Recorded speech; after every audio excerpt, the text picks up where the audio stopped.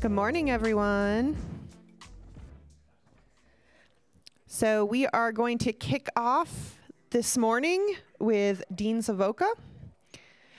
Being a professional in the festival and events industry through the midst of a global pandemic and beyond was probably not in your job description yet. Here we are. Dean Savoca is a 25-year veteran of the meeting and event industry. He spent his early years in sales and operations in the hospitality industry. He holds a master's degree in organizational performance and change, and for the last 16 years, he has done extensive work with hospitality and event industry leaders in the area of change management, team alignment, and leadership development. Dean is a certified speaking professional conferred by the National Speaker Association. He is also a board-certified coach. Dean is the past chair of the Meeting Industry Council, as all of you guys know, MIC, Colorado, and a past board member of Destination Colorado. Today, Dean's here to share the journey through change model and the leadership fundamentals that still apply today. Please welcome keynote speaker, change management expert, and proud homeschool teacher of Algebra 2, Dean Savoca. Yes. We're all adapting these times, right? So it's actually great to be here in person, right? Isn't it feel good just to have people getting together in person at a conference? So grateful to be here, and welcome anyone who's joining us virtually and online as well. This hybrid is the new thing, so we're glad that you're joining us as well. When Kinsley asked me to speak here, I asked her how the membership was doing during this challenging time, and she said, you know, it's rough, they're worn out. So they're used to dealing with challenges, they're used to dealing with problems, they can even deal with crisis, but this seems like it's never ending. So I created a list of the 11 signs that you may be suffering from perpetual crisis fatigue, PCF. So see if you have any of these symptoms. You're so exhausted that you can't get off the couch to go to bed. Your new definition of a long-range plan takes you to Thanksgiving. Your virtual team meetings now include your staff and their pets. Number 8, after 6 months of isolation, your new definition of a special event is seeing your vendors in person again. Number 7, you lie awake at night trying to figure out how you're going to get drunk people to keep their masks on. That was not in the brochure. Number 6, your new standard for an event success is that people don't hug and kiss. Number 5, the constant changing government regulations is starting to make you irregular. Number 4, you wonder, can 50 people still be referred to as a festival? Number 3, you feel the need to get a spray tan once a week just so you can still look like you spent the summer working outside. Number 2, because of staff shortages, your event emergency contact list consists of one number, yours. And the number 1 sign you may be suffering from perpetual crisis fatigue, you realize in horror that over the past 6 months, you've personally consumed all of your back stock, and now you might have to actually start buying your own booze. Ooh.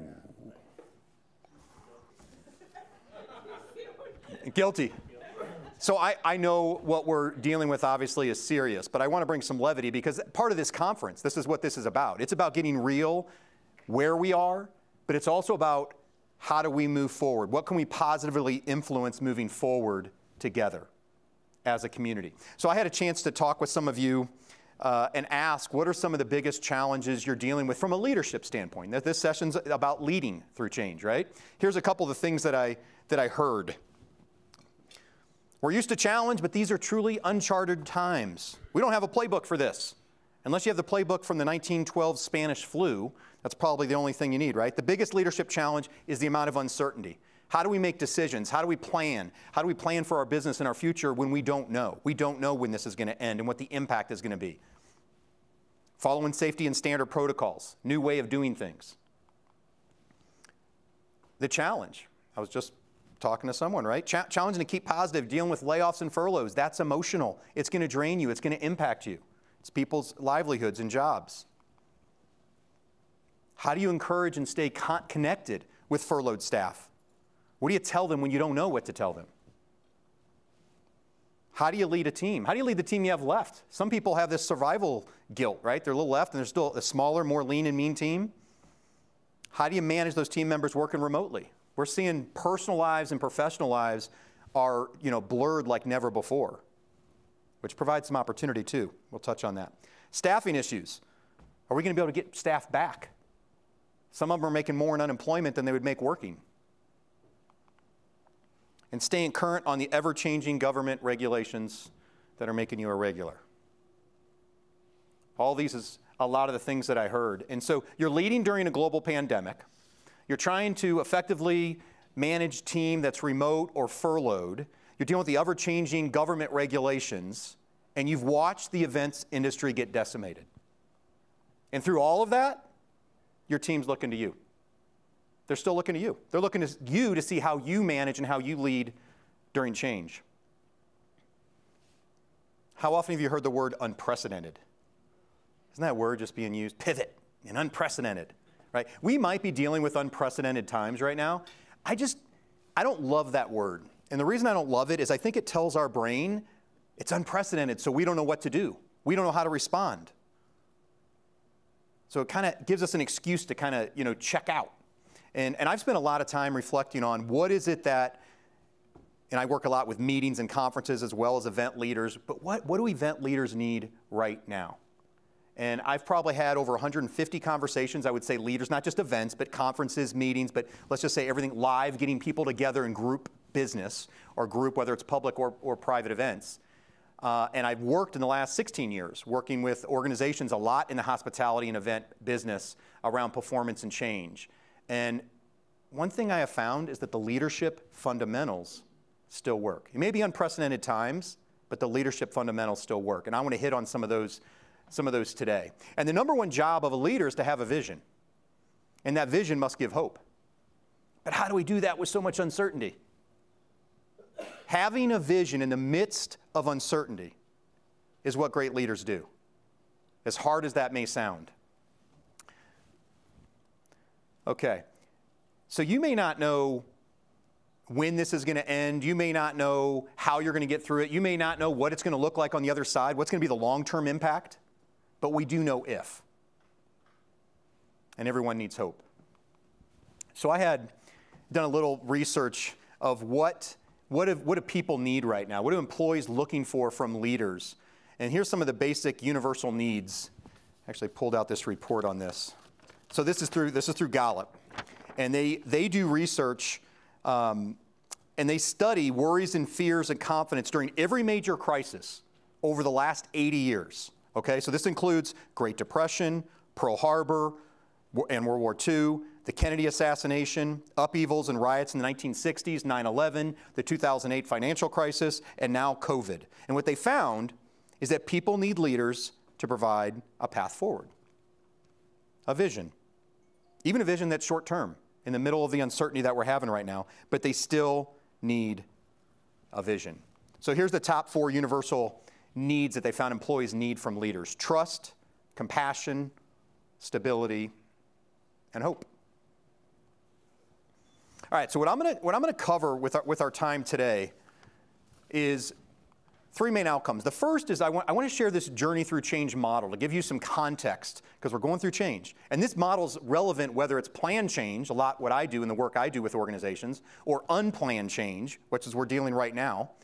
So you can identify where are you in this process, in this model, and secondly, be able to identify the people, your team, even if they're furloughed, but how are you helping others? Because that's what leaders do. And you got to help yourself, but also how do you help others navigate this change journey? So that'll be the first thing. Secondly, we're going to look at the leadership fundamentals that still work. And I'm going to touch on a couple fundamentals for you. How do you lead yourself? Because all leadership starts with leading yourself. And then we're going to look at some strategies of leading others during change. And then lastly, I've woven in some questions throughout this. Because anytime you're going through challenge, there's an opportunity for growth. There's an opportunity for learning. You know, and I think one of our jobs as leaders is how do you be better on the other side of this? Going through an obstacle, going through a challenge, going through something in your life, anything. Think of something you've been through. What do you learn and grow through that experience? Because that's where learning and growth takes place. So I'm going to weave in some questions to give you an opportunity in this session today to spend some time reflecting on that and maybe have some insights. And really, before we wrap up, what's most relevant to you and your team moving forward? All right, so that's our plan for the time. So let me open up with a question right here. What have you learned about yourself during this pandemic? What is something that you've learned? This could be learned as a leader. This could be something you've learned personally. But what's something that maybe has been an insight for you or a growth opportunity for you during this time? I'd love just a couple people to share in the room. And I don't know if we need a mic for this or how to best do it. Yeah, Krista. I can share the fact that, I mean, I've always been a generally positive person. Yeah. But with all the negativity around, I sort of purged all of that. I didn't really feel like that was helpful. And so for me, I was kind of just flipping that switch to being positive and tried to stay positive. So I feel like that's been a good thing because it's opened my eyes to see new ways to rethink events, rethink how to project that to our audience, rethink the whole situation, and come up with new ideas. And I think that's yesterday what John White did with Pride Fest. Yes. Which is awesome. So that's my lesson learned. What's I don't one know thing, if I Krista, learned anything, but I learned a lot about myself. Great. What's one thing that helps you to stay positive? Because because we're getting bombarded with that kind of bad news, negativity. This isn't working. You know, we're falling back. It's coming back. Another spike. What have you learned, or how do you do that to be able to shift and stay positive? Mine was because I didn't have a choice in the matter. You know what I mean? I mean, I work for a company where revenue is everything. Not everything, but revenue is very important to the company, and we have to do what we can, or, you know, we're not doing proper business. And so it's a different perspective having worked for government previously. Whereas events, if they happen, they happen. If they don't, they don't. So but really, now I have I'm no under other a option. revenue problem. I have to be positive. I have to show up. I have to get to work. In the matter. What's my other option? Curl up in a ball in bed and, right? Yeah.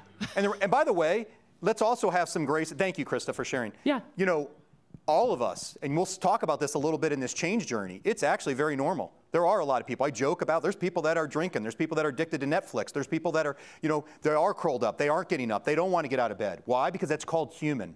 When you're going through the experiences, how this industry has been hit, it is very human to be frustrated, to be angry. All of that is very normal. How you're able to respond over time. Now, I'm actually going to share in a moment here just kind of my experience, kind of very similar, where I went there, and then I kind of made that decision to say, wait, I got to choose how I show up because it's going to impact other people. How about somebody else? Just something that you've learned about yourself. Let's go to the back here, and then we'll come up front.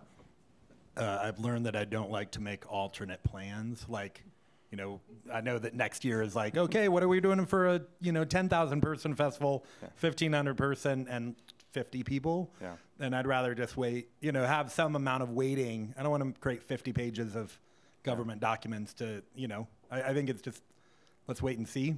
And I know that doesn't really work for the bean counters in the room, but, it's just, at some point, I'd rather spend time growing or helping the organization grow than spend time making plans that are never going to come to fruition. Yeah, so if you learned is like, hey, a lot of this is, oh, you need a plan A, you need a plan B, a plan C. And some other folks, like yourself, is like, can we just wait out till we have some clarity? And then I'd rather have less time and crunch time and pull off what we're actually going to do versus have all these contingencies. Right, all right, let's go right here.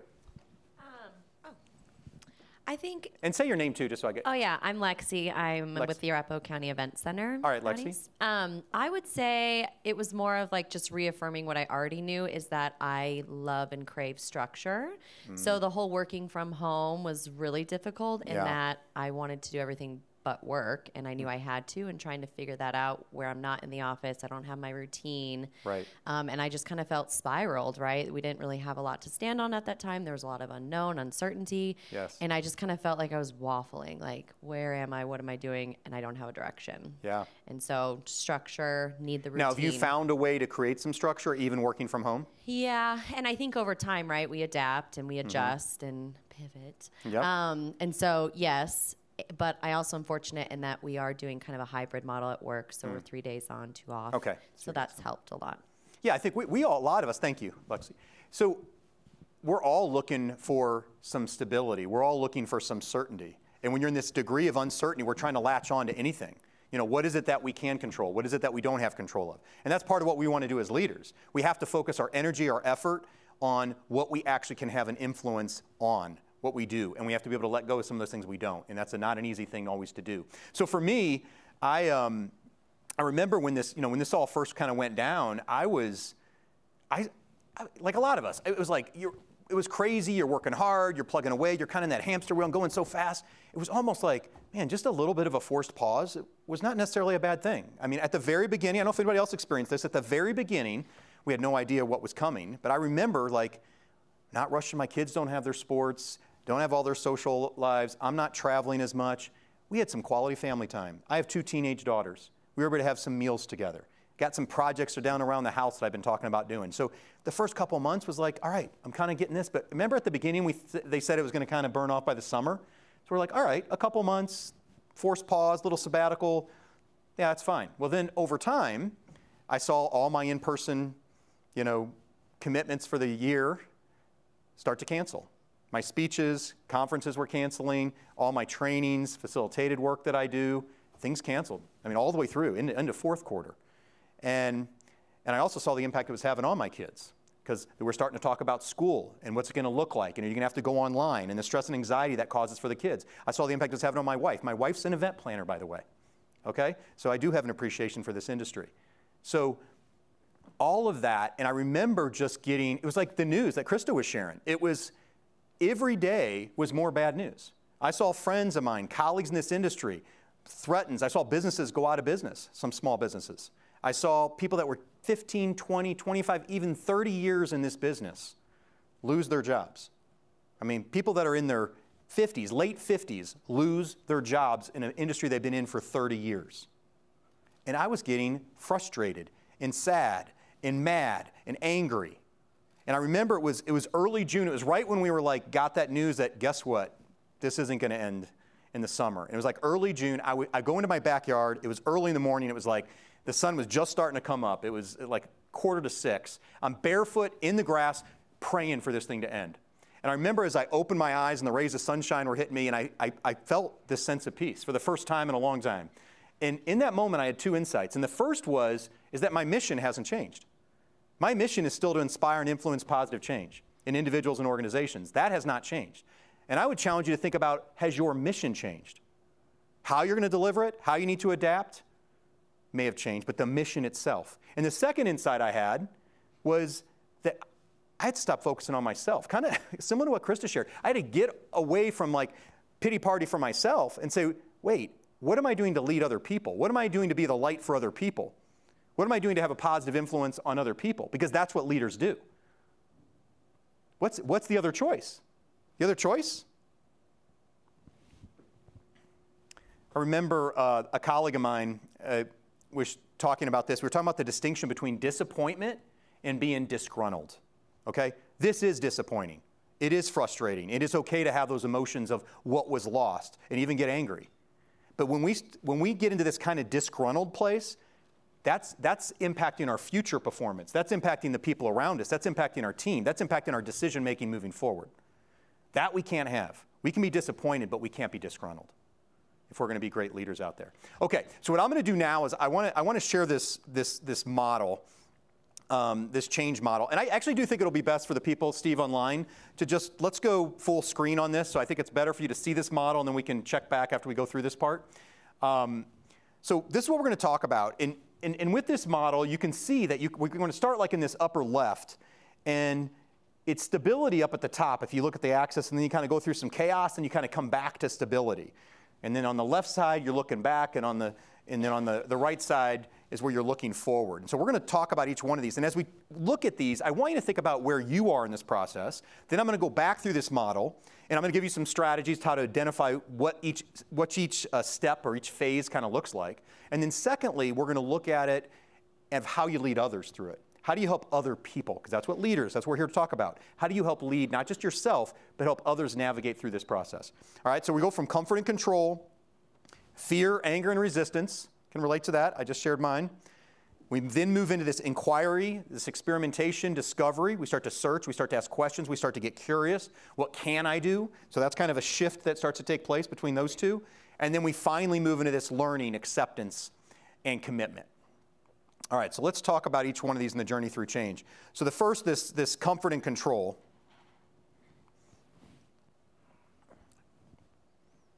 This is when I was kind of like this at the beginning, like waiting to get back to normal. I was like, I'm just going to keep doing what I'm doing. I don't need to really change anything. I don't need to, oh, this whole virtual thing, I don't know. Oh, it's not really going to, you know, a couple months, I'll be fine. Just kind of bridge this thing. We'll get through this, right? You don't know what you don't know. The uncertainty starts. You may work hard on the wrong things. Then you move this fear, anger, and resistance. What's this look like?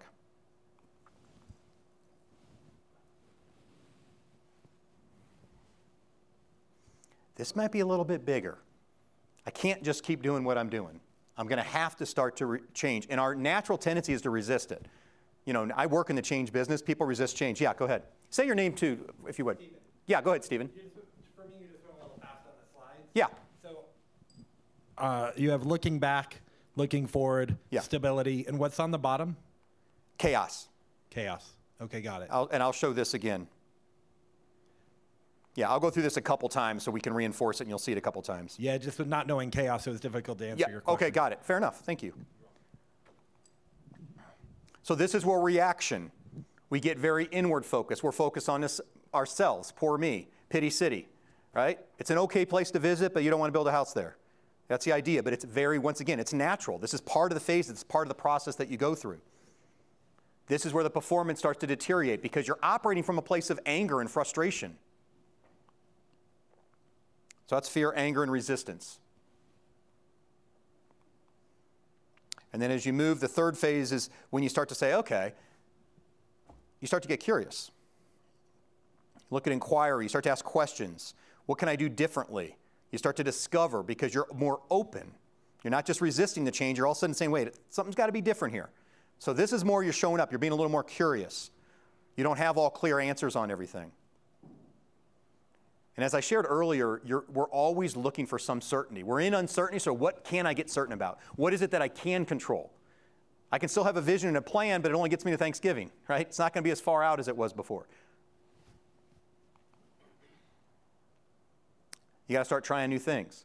You know, for me, I was like, I got a whole virtual home studio set up now, right? I got a little kind of set up. I've learned a lot about AV stuff and the stuff that you have to learn and all that goes into that to make things work effectively, and definitely have a new appreciation for that. You're learning and you're seeing what's possible. You know, one of the questions I like to ask is, what does this make possible? And it sounds like the session yesterday, you know, talked a little bit about, you know, this is where innovation does take place. Under struggle, under challenge, when you're giving parameters and things, and it may be painful, but that's where innovation takes place. There's all kinds of innovation that's going to come through this time. People are going to figure out how to do things differently. How to adapt. What does this make possible? Great question to ask, personal life and professionally in your business. All right, then the next one is learning, acceptance, and commitment as we move the rest of the way around. So here, you're accepting this is the current reality. This is the way it is, but I got to still choose if I'm going to get out of bed, not out of bed. I need to go to work. I need to try to produce even revenue if it's a bridge. It might be 1/20th of what it was before, but it's something to keep the doors open. Let go of what you can't control. Often easier said than done. But have an awareness of what is it that you truly have control over and what is it that you don't have control over. That's just a life principle that all of us have heard. But you can focus on what we can't control. There's nothing that comes from that. What can I do? We can always control our response to something happens. We can't always control what happens. Work together with others. That's a big part. CFEA, that's what you're doing here. How can we come together and collaborate as an association with other members that are in the festivals and events industry? How can we support each other? How can we help each other? It's part of what we want to do. That's part of this purpose of this conference. Feel hopeful and give hope for others, as I shared earlier. Okay, so those are the four phases. And what I want to do, I set up a little poll here, so you can pull out your phones. And all you're going to do is text this, this number of when you think about those four quadrants. I'll put them back up here. And I want you to think, where are you currently? And by the way, do you think you just move through this once and you're kind of done? Yeah, Ira, go ahead. Well, that's what I was just going to ask. Yeah. Because I feel like I've been through this cycle multiple times. I feel like I've been through this cycle multiple times. I've told, and everybody's talked, that we wake up on plan A, by noon we're at plan B, and by 3 o'clock we're on plan C. We wake up on plan A again. Yeah. I feel like I've gone through this cycle multiple times and trying to redefine And so you ask where I am today, I can answer that question. Right. But it's a cycle. No, that's a great point. I appreciate you sharing that, Ira. Yes, where are you currently? So all you're doing is texting that number. Just text A, B, C, or D, and then we'll just kind of get a poll. And this works for those of you virtually as well. So they can if you're virtual, you can do A, B, C, or D and text this number. Yeah, we can go through this, as Ira just shared. This may be once a month, once a week, or maybe even happen in the same day. What you want to do is have that awareness of where you are and that it's normal to have some of those emotional experiences as you're going through it, but to be able to identify where you are and then know what's going to help move me into that next phase that I'm naturally going to go through. This is just part of the human process that we experience when we're going through change. All right, so let's see. The next slide, I think it should work. Let's see where we are. Well, look at that. No one's in the first two, so you guys have already moved around, or at least today, right?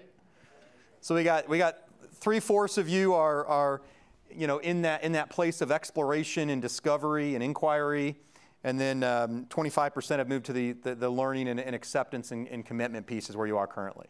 All right, so thank you for participating in that. So let's go back through this model again, and this time I want you to think about staff or your team or others that you can help as leaders to influence or to help them navigate through this process. So I'm going to share some of the strategies of what people need in each one of these phases so they can move through the process. Make sense? All right, so let's start with the comfort and control. So when you're leading others through this, acknowledge that we've had successes through the past. We've been through this. So and by the way, it's the same thing for you personally. It's not, we can say this is unprecedented. We've never been through this. And that is not, it's not that that's not a true statement. But those of you that remember 2008, or those of you who remember 9/11, or those of you that, there are other events that happen. And I always like to remind people, if you think of all the things you've been through, what percentage of them have you survived? Yeah, right? So acknowledge that there's something to build off of. We can get through obstacles. The obstacles may look different, but they're still obstacles. You still have strategies that can help you to overcome them. Share the consequences of not changing, right? There isn't an option. A lot of these, there's not an option. Yeah, this is going in this direction, whether we like it or not, we have to adapt how we're doing business right now. It's just the nature of where things are. So that's comfort and control with leading others. The next phase, with the fear, anger, and resistance. Acknowledging, I was saying this earlier, we have to have some empathy for each other right now. We have to have some compassion. People are going through stuff, and it's different for each person. But everybody has their stuff. It's devastating for my 17-year-old to not have her volleyball season, and for not to have the first football game, and to miss homecoming. Okay, that's devastating for a 17-year-old. Granted, it's not life or death, but it is a big deal. Those of you that are small business owners and you're laying off your employees and you're trying to figure out how are you going to get across, can you make it through? How are you going to make this work financially? These are real emotions, real things that people are dealing with. All of us as leaders, as humans, have to have some compassion, empathy, and give some grace to ourselves and to other people during this time. So acknowledge that this is where people are. Listen, listen, listen. This is where empathy comes, when you can listen and deeper listening to where people are and acknowledge what they're going through. Tell people what you know, because I hear this a lot. I don't know what to communicate. I don't know. I don't know. There's so much uncertainty. This is what I know. This is what I don't know. And this is our plan right now. We're going to come up with a B, and C, or we're going to wait this out and we're going to make a decision on whether we're going to start planning this thing in January or we're not. That's kind of where we are. It's what I know. This could change tomorrow. You're honest. You're open. All right? The next phase, leading inquiry, experimentation, and discovery. This is where you start to get creative. You start to get innovative. Give people permission. Start finding solutions. Find different ways to do things. What are we going to do to go virtual? What are we going to do to go hybrid? How else are we going to do businesses? How are we going to separate people into pods at a festival? What are different ways of doing things? Encourage people to take some risks.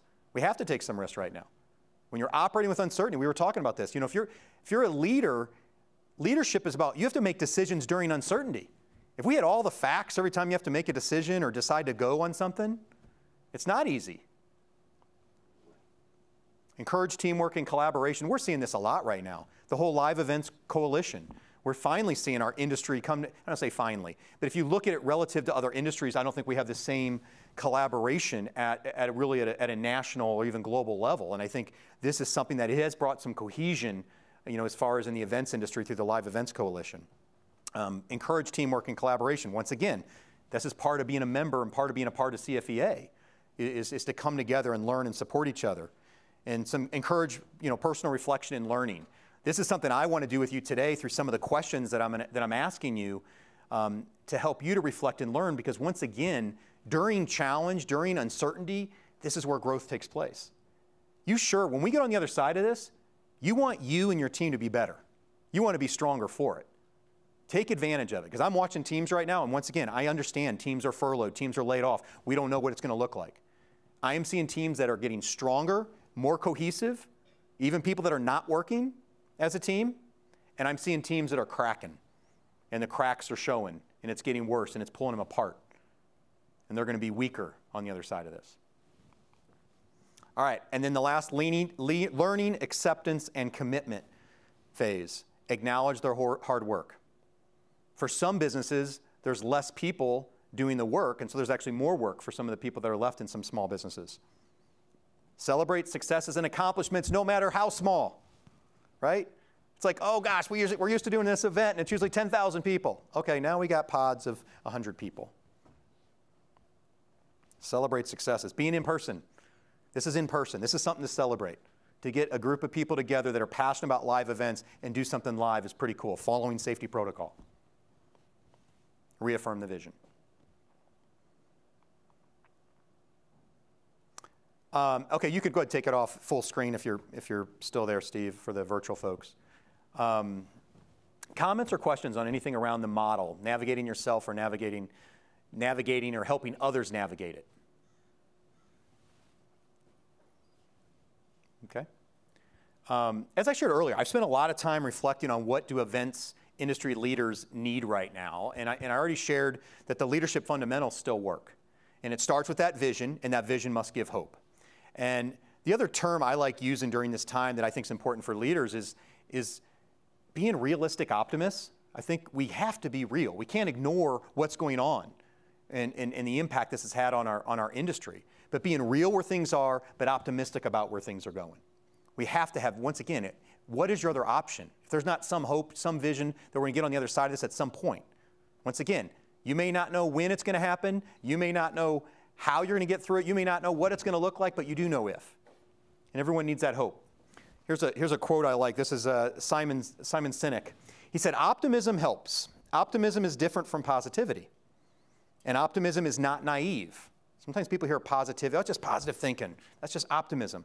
Optimism accepts the truth of reality. It accepts the truth of reality. This industry has been decimated. Accepting that. This is where we are currently, and looks forward to a brighter future. Optimism is the foundation of hope. Optimism is the foundation of hope, and hope keeps us moving forward. There's a light at the end of the tunnel, and we'll get there together. Once again, that together, I think we're seeing more cohesion. I've seen teams, once again, get stronger going through this together. I shared this with a client, though, in the events industry, and she's like, you know what? I don't see a light at the end of the tunnel. There is no light. So what am I supposed to do? I'm like, well, then you get out your phone, you turn your flashlight on, you get in the tunnel, and you shine that light. And you know what? You see 5 feet in front of you, and you take a step.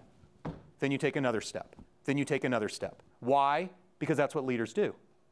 Once again, what's your other option? You run out of the back stock of alcohol already. Okay? Okay, so let's talk about leading yourself. All leadership starts with leading yourself. So I want to share 2 principles on leading yourself, and then I'm going to share 3 principles on leading others. And these are the leadership fundamentals that still work. Okay? So, number 1.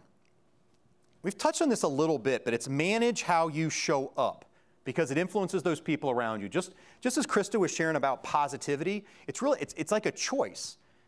It's like the same experience I had in my backyard. It was like, there's frustration, there's bad news, it's more, you're getting bombarded with all this, social media, news coming out, government regulations.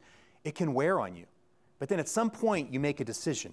And I made that decision and said, wait, I got to get out there. What am I doing to support? This is my industry too. I love this industry. So How am I going to help people? It's the same thing for all of us as leaders. So actually just stand up for a second if you would. Even those of you online, you can stand up too, virtually. Just stand up, because one of the biggest things that impacts our energy and how we show up is our physiology. I just want you to just stand in a place, a resourceful place, that you're ready to take on some things, right? You're ready to take on some challenge and some problems. Yeah, you can stretch a little bit, that's fine. Maybe shoulders back, a little bit of a smile on the face. Just take 3 deep breaths. Sometimes we just breathe into our chest. I'm talking about belly breaths. And when you blow out, you think you're done. You're not. There's more air in there. Clear out those lungs. Once again.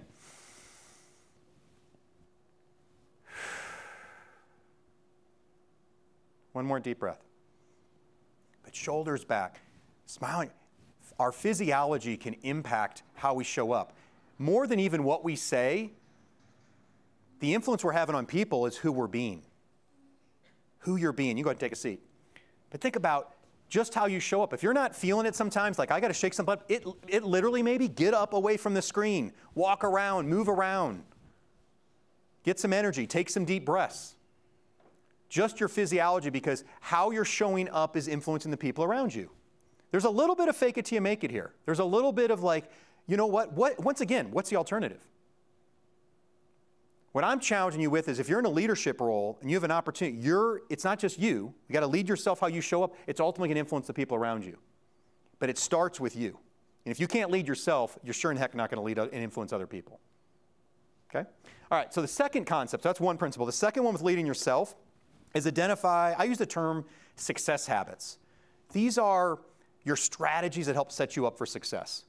These may be things like, do you have some type of morning routine? A lot of people, are given attention around their wellness during this time. They're realizing the impact this has had, physical, mental, emotional, spiritual wellness. What are some of the things that you do when you're at your best? I actually do a whole program just on that principle. And I help people identify, because what I've learned is those things are identifiable and duplicatable. Once you know what those strategies are, they don't happen by chance. Those best days don't happen by chance. There are things that it's not only do, by the way, it's things that you think, say, and do differently that help set that up to be at your best. I want you to start to reflect on what are those things for you. What are your success habits when you're at your best? They're identifiable and duplicatable. Your way is the right way. So it's unique to each of us. So I'm not here to tell you this is what you have to go do. It's more of like, wow, it does impact me when I do those things. Or I wake up at that time. Or I have this for breakfast. Or I focus on this in the morning. Or I get some exercise. Or whatever it is. Think about what those are. It's unique to each of us, and little things can make a big difference. Sometimes we underestimate. I've seen people, you ever like just waking up 15 minutes earlier can change the day? Versus like, I got to rush to this and I got to rush to this. Sometimes it's just a small thing can make a big difference. So as we brainstorm on some of these, I want you to capture some of these for you. And I'm going to give you a couple minutes to reflect on what are your success habits. And I don't know if we have anybody virtually. This is an opportunity too to use the chat feature where you can share as well. And Krista's seeing if there's any chat that comes in. But what are some of those things? And I'm going to give you a bunch of prompts right here to get you to reflect on this, because this is important. These are things that help you to be at your best, regardless of what's happening externally. What are those success habits for you? So here's some questions just to prompt you on your best days. And if anything comes up, capture a couple of these things for yourself. What time do you go to bed? Sounds like such a simple concept. Your day starts the night before is one thing that I've learned. Whatever you do to wind down, what time you go to bed impacts the next day. What time do you get up? Does that impact you? And then what's that morning routine? What's the morning routine that you fall into?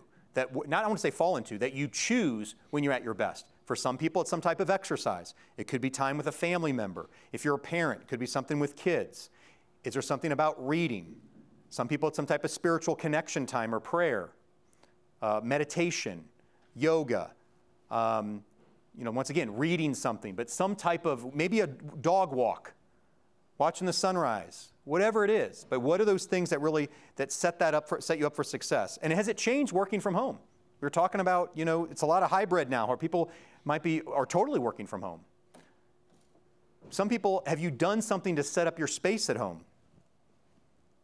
Because it may be that, hey, this is lasting longer. I'm just kind of trying to make this work in the hallway. This isn't the best way to do it, or the basement. I actually need to set this up in a way that I can be more successful in my work. How do you plan your day? How do you schedule your appointments? When do you schedule your appointments? When do you start your day? When do you end your day? All of these things, and I get it. Some people are like, well, hey, my day is just the next fire comes in. I'm going to challenge you if that's what you believe. We control our schedules more than we realize. We like to say that, no, everyone else is controlling. That's not true. There are things that you can put parameters on how you manage your life and how you manage your schedule and how you manage your personal responsibilities. We all have to do it. What do you do to feel positive and confident? What helps you to tap into motivation or to feel positive? Maybe it is something you need to read. Maybe, do you have that friend that you call and they always kind of pep you up a little bit? Think about that as well. We talked about the physical environment. What actions do you take to gain momentum? Some people, it's like, you ever do that where you write something down just to cross it out? Like, I just want to knock some things out because I get momentum. Like, hey, if that works for you and gets you momentum, great. Other people, it's the Brian Tracy concept. Eat the frog first. Do the biggest thing for the day, and you get momentum. Just think about what that is for you. And it's not just things you do. It's also what you focus on and believe. It's also what you believe. And this is something, beliefs aren't necessarily true. Beliefs are not necessarily true. I can believe I'm an incredible father. I can believe I'm a lousy father. Neither is true all the time. But what belief's more empowering? What do you believe about yourself? What do you believe about this industry? What do you believe about your company? What do you believe about your own resourcefulness, creativity, innovation? What you believe impacts you, and definitely impacts your team around you too, but it impacts you. If you believe you're resourceful and you're going to get through anything that comes your way, that's a belief. Empowering beliefs. It's also, what do you say to yourself? Anybody else talk to themselves? Right? We all have self-talk. The question is, do you have what's the empowering self-talk that moves you forward? So think about what some of your success habits are. Let's go ahead and I'd love a couple people to share. What do you know, something that you think, say, and do when you're at your best or on your best days that would be your success habits? Let's just have a couple people share. My success habits are making lists and actually following them. So making a list of everything I need to do. What do I need at the store? What do we have coming up? And making sure that I'm checking in on that list throughout the day. So you got your thoughts, they're out of your head, they're on paper, I have a list, and all I need to do is follow my list, and all is right with the world, right? Yes. Right? And by the way, people are different, right? Some people are like, everything has a place for everything, and that's great. Other people are like, hey, I got my stacks and it works for me. So it's what works for you, once again. Somebody else, what's a success habit that helps you lead yourself and be at your best? Let me go back here and then we'll come back. Stephen, I mean, we have a lot of specific habits. So bed by 11, up by 7 is the goal. Yep. We have, I can basically get out of bed, go downstairs and drink a cup of hot lemon water, and have some vitamins. Yep. Then try to do stretching, then exercise. So it's like a set of things to get my day going. Yep. And then prepare my breakfast, prepare my lunch, so have some clear and good food. So I have a lot of those kinds of habits. Yep. And do you see a difference, Stephen, when you do those things versus don't do those things, or something interrupts that? Does it impact that? Do you see an impact? Yeah, I mean, well, it's two things. One is if I get my day started right with like the lemon water, whatnot, I tend to eat better and feel better overall. And then second, I'm definitely a creature of habit. So if I do something out of order, then I invariably forget something. Yeah. The amount of times I go back to my house to pick up something is greater than the number of times I don't. Yep. And the better that I can keep in that habitual mode, the better off I am. Right. And that's what's great about habits in general, right? By definition, it's repetition, and then you naturally get pulled towards them. If they're empowering habits, we also have negative habits, right? But we're talking about what are those empowering habits that we'll miss if we don't do them. Yeah, my wife and I read The Power of Habit by Charles Duhigg last year. Yeah. And gigantic change in, habit forming and recognizing habits, both the good and bad, and where they come from and how to start and end. Yeah, The Power of Habit's a great book, and it also talks about how do you incorporate habits, how do you create the reinforcement so it works in your brain and locks it in. So there's some great strategies in that book, so thank you for sharing that. Somebody else, let's go over here to, I think it's Mike, right? So all of this is causing me a great deal of anxiety because I'm going to need therapy after this because I feel like I'm a mess with all this. But the thing that I'm struggling with is that, so defining success and the habits that work around it, it's what are you successful at? Because the things that make me successful, which we have been getting things to be people working and being a leader are not the same things that are successful for our personal life. And it's not, so I can, you know, when I'm like, oh, well, this makes me really successful, and I'm trying to keep people working, and I'm trying to keep things going, it's not successful for everything else. Those things are in conflict all the time. So that's been with a couple of your things that you've put up here, is that I'm like, well, for this, you know, to be a good leader, to do this, to make things happen, I need to do these things. But, you know, to,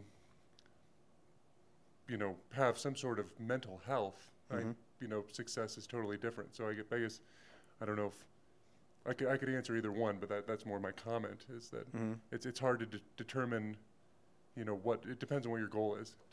Yeah, I think with this question, it's what are those things you think, say, and do that help you to be at your best, regardless of external circumstances.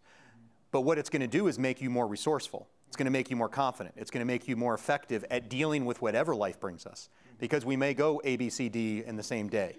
Right? So this is more of just what is it that you can control that are things that have been shared already of what you can do that help you. And some of this may be mental. What helps me with the mental part of like, I got to deal with this, and I got to deal with the challenge of this day and with the reality of what we're dealing with in our industry right now. Sure. So the example being is that, like Kinsley said, I think that making lists is something that has really helps me be successful in structuring things. The thing that's made me really successful at getting through this pandemic with work stuff is not saying no and answering my phone all the time and being fully available to every opportunity that comes along. Because that's what it takes to keep people working. But there's an opposite consequence to that. So that's where I struggle, how to sort of live in this purgatory of determining what is success. You know, because you're giving something up to try to get through this time. I almost hear, Mike, that you're talking, let's talk about your success habits. You're kind of talking about, okay, when I look at work and I look professionally and the impact on other people, it's almost like the yin and yang of, I have to redefine what success is in a way. Yeah. Like it's not what it was before. Yeah. And the same stuff before isn't necessarily working now with some of what you're saying. Yeah, well, I mean, I'm basically saying that, you know, there's two ends of this, and you've talked about all of it, you know, and the deep breath and doing this and getting through it and being a good leader to the people around you, them seeing that you're doing everything that you can to make this all work out for them. Right. And determining what are good habits for success, you know, to the two goals, they're in conflict. Because for personal health, it would be, we need to take a breath, we need to figure out what we're going to do, get a little bit structured, and to be a good leader and show that you care about people. It's like, I'm going to sacrifice everything for me to make this work. You know, I understand your distinction of you're saying, hey, if I'm just focused on leading myself and taking care of me and my own wellness, that conflicts with some of the things it takes to be a great leader for others. Is that what you're saying? Yeah. Okay. I'm not saying there's not truth, that there's not sacrifice. It's like parenting, right? You know, there's going to be things that you have to give up for the overall good and success of the family. And from a work standpoint, I would challenge it a little bit that it's totally, I have to choose one or the other. Yeah. Because a better you does make you better. Put on your oxygen mask first concept, right? So what are those things? You may have to limit it. You may have to minimize. You may still have to say, it's only a certain amount of time and then I have to be available or I have to answer the phone. But I would challenge you to look at that and say, what is it that I need to be at my best to be a good leader, or how I'm showing up? And what do I need to sacrifice to a certain extent to help my team? Does that resonate at all? It does a little bit. Again, it's that kind of conflict exists because one of those things is, you know, keeping a person working versus, you know, I mean, we're a service industry, right? So we're in the event. Right. So the world's on fire, right? So I get a phone call and they say, hey, we need operations centers. And I'm like, I'm going to take this job. It's going to keep people working. Right. So, and then they call again and again and again. And I'm saying, well, I'm keeping other companies working and people doing this. Right. You know, that's important. That's important stuff. But it also reaches an end where it's like, I can't live within any sort of structure that I used to live within to be successful. And I was good at that. I'm a structured person. So this whole pandemic has got, like, just wrapping your head around all these good habits and structure is like, I'm really struggling with it. So. No, thank you for sharing. Thanks, Mike.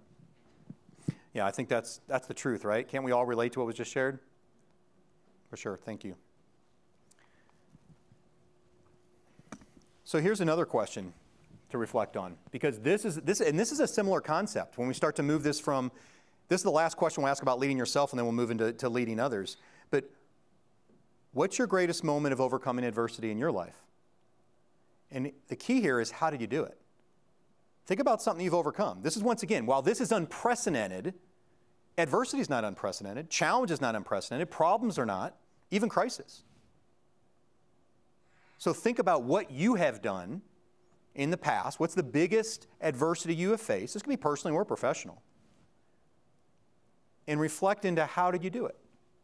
What were your strategies that worked for you?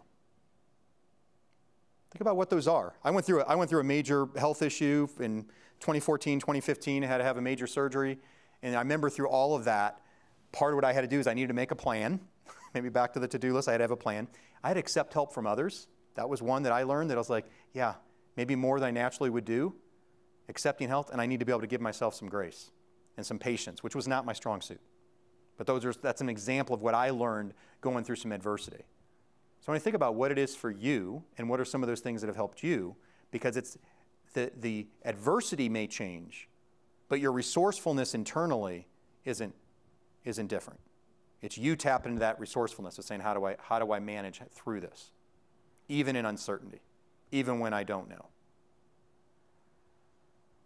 Anybody want to share? Anybody have an example? Yeah, go ahead, Krista. I'll go ahead and tie the last question with this question, because they kind of work together a little bit. One of the things that I do, and I was thinking about some of your comments on the other side of the room, what I've been doing lately to try to get through all of this, because it is such a roller coaster, I keep thinking about my kids, my boys. I have a 13-year-old boy who's going through a whole lot. Mm-hmm. And while we think that our day-to-day is rough and we have all of these challenges as parents, as professionals, as leaders, I think about my 13-year-old boy who's going through some stuff. I mean, he's got physical changes going on, the puberty thing, but then he's having to deal with social media, and then you slap a pandemic right on top of him, and he's just overwhelmed. Yeah. And whenever I think about my life and where I'm at in my professional career and being a mom and being everything to everybody, which I feel like I am that every day, I think about my 13-year-old and how he's just trying to figure out how to be him. Do you know what I mean? Yeah. So I have been practicing a lot of empathy with my children, and that's translated into my professional life. And I've noticed it pretty dramatically, actually, because I can sit and just listen to my son tell me about Snapchat and the bullshit he has to deal with. While it may seem insignificant, just that act of listening to my kid makes such a massive difference in me personally, because then I can go to work and I'm doing that same, I'm creating that habit with my kid, and it's translating into my professional life too. So I don't know if that helps, but that's helped me get through a lot of really, really tough times, is just thinking about, like, right now, Grand Lake is on fire. The town is on fire. We just lost the Grand Lake Lodge. That's a major deal in our industry. And in our region, one of my markets, those people are losing their homes. So to kind of go at this whole thing with empathy, I think it helps me too, you know? I think part of what you're doing, or thank you for sharing, it is putting things in perspective is one thing you're doing. And the other thing you're doing is you're looking at other people. And that's a perfect transition to leading others. And I want to share 3 principles here. And these are fundamentals, things that you've heard before, but they're needed now more than ever. They're needed now more than ever. And one is listening with empathy. It's a deeper listening, whether it's your son, or whether it's your employee or your furloughed team member, whatever it is, but that deeper listening with empathy. And and once again, we're all going through this experience differently. Whether you're a 14-year-old, with school and dealing with social media and all the headaches and puberty, or whether you're dealing with a job and furloughed, or whether you're dealing with, trying to make ends meet, and how do you manage people with projects and do things differently. So it does take a level of empathy. Once again, it's an opportunity for teams to strengthen. I actually have a client in Chicago that I work with, and I was working with them around their culture because they were dealing with gossip, not getting along, not working together effectively. They went totally remote during this whole thing. Their team has gotten stronger. It actually addressed some of the issues. And one of the things was they put things in perspective. The BS, they got rid of the BS. They said, we're stopping the BS because we have to pull together as a team and get through this. They also started these brain breaks, and they would do their Zoom calls and 15 minutes a day, they would jump on, and each person would take a different turn, a little team building kind of activity. But they found ways to actually connect during this time. So listening with empathy is a foundational piece. The second one is to communicate with consistency. And this, by the way, is nothing different than I've always heard. The number one complaint I hear from employees of what they want from their leaders is they don't communicate enough, right? And so right now it's even more. And the challenge for leaders are, I don't know what to communicate because I don't know. There's so much uncertainty. But still looking for communicate. There's never enough communication with a team. And then the third is to grow with questions. A little bit of what I'm doing with you, once again, there's opportunities to help people, not only yourself, but help your team grow and be stronger on the other side of this. So what are you doing to help them? What are you learning? How are they growing so you are going to be strong on the other side? I know it's pain, but when you're in it, that's how you build a muscle. That's how you get stronger, is through that. I work with, many of you know Visit Denver is here, the Convention and Visitor Bureau in Denver, and they're a client of mine that I've worked with over many years. And some of you may know Rachel Benedict, who's the Senior Vice President of Sales and Marketing. But she's a great example of this during this time, and I've kept in touch with her during this time, and she's been sending out daily emails to staff and furloughed people. You know, over the last 7 months, every day she sends an email. Talk about consistent communication. The empathy and what she talks about in them is very compassionate. It's very real. It's very transparent. It's very vulnerable. You know, but vulnerability as leaders right now and being real, like when Mike was just sharing, yeah, it's okay to talk to your team like that because that actually increases and strengthens trust on teams. And then she weaves in, she either listens to a podcast or a book or whatever it is, but she asks some questions. And then every email at the end it says, keep looking for the silver linings. I see you even though I can't see you, and I appreciate you. Keep making the magic happen. And that's how she ends each one. I'm not saying you have to do that, but the idea of having consistent communication, the idea of truly listening and connecting with your team and strengthening and listening with empathy, and to find ways to help people grow during challenge. There's a huge opportunity for that right now.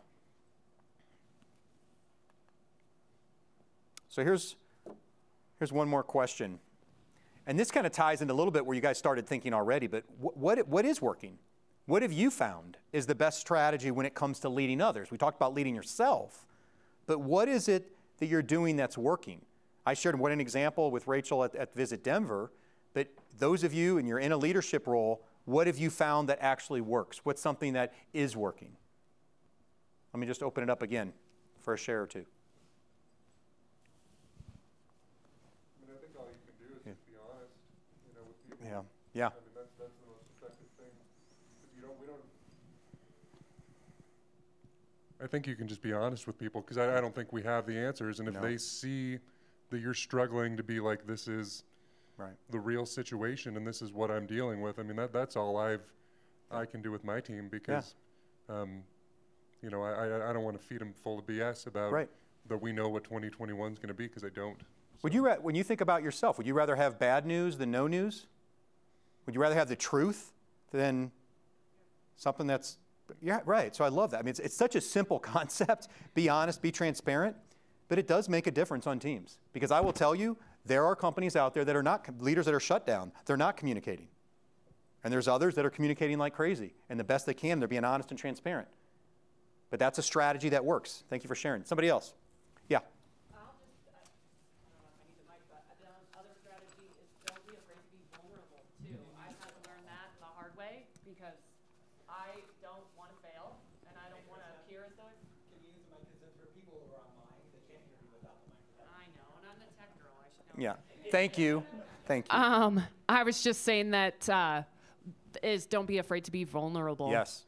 And to look vulnerable, not look vulnerable, but show people that you are human. This is one of the gifts. Thank you for sharing. I think that's one of the gifts in this. Isn't there more humanity going on right now where you can actually say, wait a second, showing some vulnerability, being open, it's kind of rid of the BS. I think there's a deeper, and seeing people's personal lives more with some of the remote stuff and what people are really going through, that's actually leading to deeper human connection, which, by the way, isn't festivals and events about bringing people together to connect?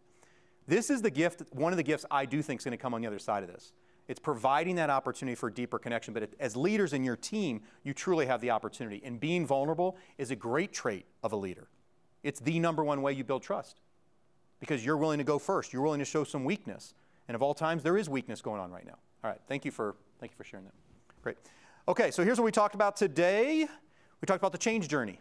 We looked at your journey through change and how you can help others where you are. We also looked at how you can help other people navigate through that.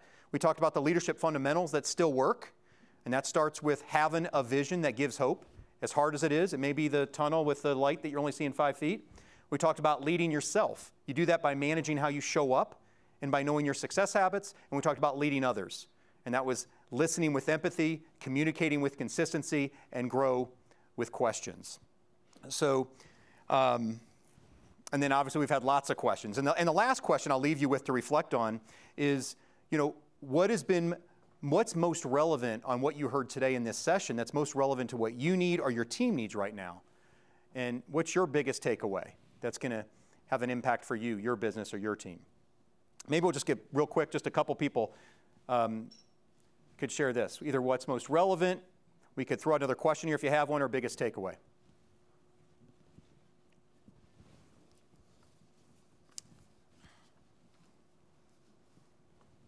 It's all right. Yeah, we'll do one here. I think just to ask more questions, right? Mm-hmm. Like, how do we get to that vulnerability state? How do we have real conversations when maybe some of us are still in denial of how we're feeling about all this? And trying to stay positive and accepting that it is okay to feel like heavy days or you don't know and there isn't always an answer and that's okay. Yeah. So just it does take a little bit of grace in knowing that you may be in that model and you may fall back and you may come forward. But I like what you said. When you think about when you don't have the answers, what about asking some questions? What about asking some questions and listening? There's a simple way to be a great leader. Anybody else? Okay, let's go to Ira in the back and then we'll. Sorry, were you going to share as well? Okay. I think mine was the consistent communication. Mm-hmm. I've been trying to provide communication and be present when I am, but when there aren't new answers, I think I've failed to provide communication and left blank space where people may have been looking for at least a voice. Even And if don't they wasn't the do it? answer. Don't they fill in the blanks if you don't communicate? Yes. And so I have to communicate, guess what? I have nothing else new. This hasn't changed. It's the same. Or this has changed. Or I'm going to find out on Tuesday or whatever it is. But communicating even when you don't have something new, that's a great insight. Great. Yeah, go ahead. We'll do one more. I think I'm biggest takeaway is getting more consistent on my personal schedule. I've allowed that to be very all over the place. Like some days not getting out of bed till 1 or, and usually I was on my computer, but like, no, not getting dressed, not getting up and doing breakfast, realizing it's gotten late. If the kids aren't around, it's like being back in college almost. And that's probably not the most successful way to do it. So maybe getting a little more consistency at home to help with the next step and be ready for when we are back, because that might be quite a shock if I continue that process. So it's, give yourself a little bit of grace, but at the same time, know what some of those success habits are. So that's good. All right, I want to end on this great philosopher, Rocky Balboa. Right? We can learn a lot from him, but one of the things he said, you can already hear his voice, right? You, me, nobody can hit as hard as life. But it ain't about how hard you hit, it's about how hard you can get hit and keep moving forward. Right? That's how winning is done. You know, I think people crave, and people are craving, face-to-face. There is a pent-up demand.